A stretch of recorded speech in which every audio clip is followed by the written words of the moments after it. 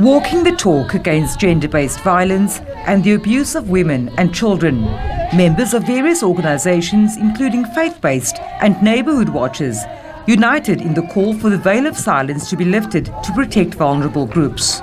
Women get killed despite the legislation. I know of women that had been killed that had protection orders.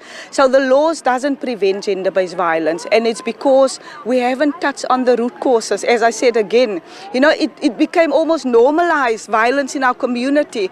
Why would somebody hear a woman cry and scream the whole night, not do anything about it? And then when she's killed, the neighbor said, I heard the commotion next door, but they've decided to do nothing.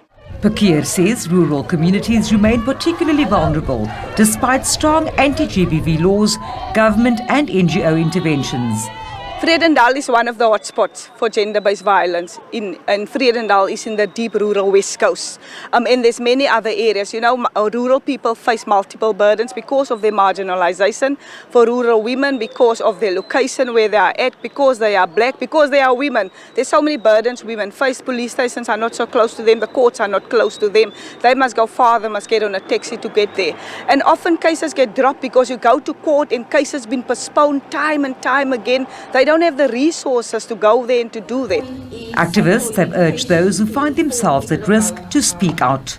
I grew up in a household where domestic violence took place, and gender-based violence in different forms. So that's emotional, that's physical, that's psychological.